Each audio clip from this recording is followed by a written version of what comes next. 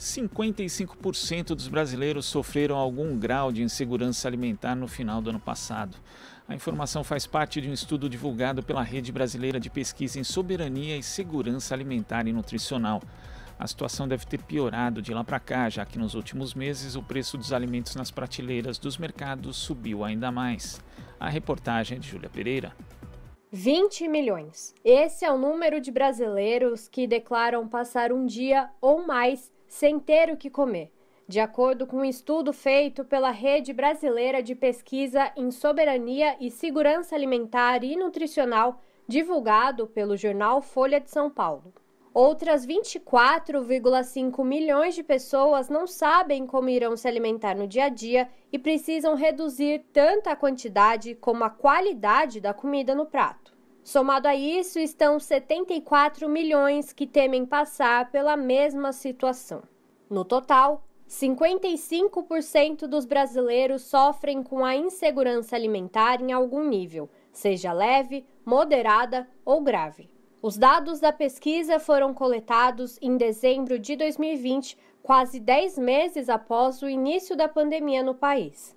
Porém, conforme explica José Raimundo, doutor em Geografia Humana e professor visitante do Instituto de Saúde e Sociedade da Unifesp, o grande número de pessoas em situação de insegurança alimentar não é um efeito da pandemia em si, mas de uma série de medidas que têm sido tomadas no cenário político e econômico nos últimos anos. O que a gente observa, pelo menos desde 2016, o ano do golpe parlamentar, foi um conjunto de medidas que tinham como objetivo, ou tem como objetivo, diminuir o custo do trabalho ou o custo do trabalhador no Brasil.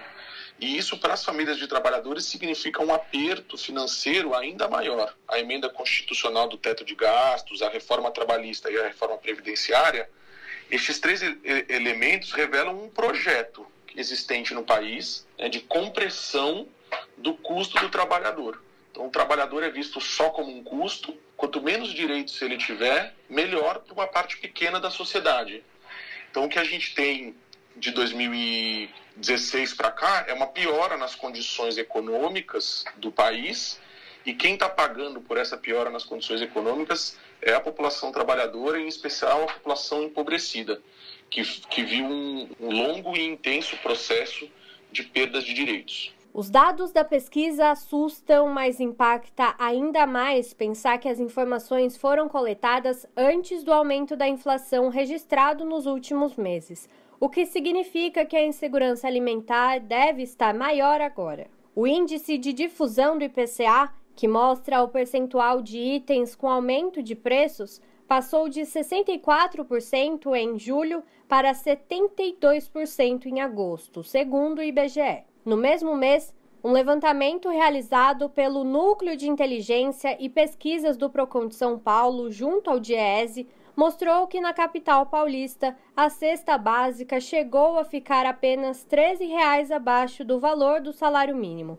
de R$ 1.100. O aumento dos preços dos alimentos é resultado de um conjunto de fatores, como a alta do petróleo e a exportação da maior parte dos produtos do agronegócio, explica Marilane Oliveira Teixeira, economista e pesquisadora do Centro de Estudos Sindicais e de Economia do Trabalho da Unicamp. Tem um conjunto de fatores e, sem dúvida nenhuma, todos eles levam direto para a falta de uma política do governo federal. Uma das origens é o preço do aumento do preço do gás natural e do petróleo, que na verdade tem como objetivo atender os interesses e assegurar os rendimentos, dos acionistas da Petrobras, porque não tem absolutamente nenhum sentido nós calibrarmos os preços internos aos preços do mercado internacional. Então você tem, primeiro, essa equiparação com o preço internacional,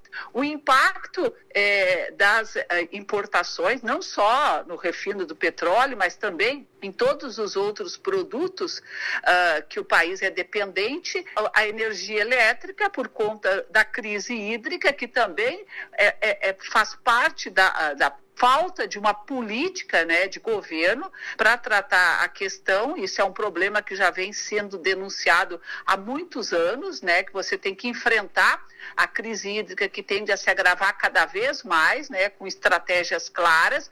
Petróleo, gás, energia, isso compõe para muitas empresas 70%, 80% dos custos das empresas. E na medida em que os preços, vamos dizer, se elevam pela desvalorização da moeda interna, isso é custos para as empresas que são repassados, evidentemente, para o produto final. Por outro lado, você também tem um contexto favorável aí, do ponto de vista das exportações, pela valorização do câmbio, para quem exporta, e os preços no mercado internacional, que faz com que o produtor opte por exportar ao invés de garantir o abastecimento interno. Júlia Pereira, Rádio Brasil Atual e TVT. Você está ouvindo Jornal Brasil Atual. As notícias que os outros não dão.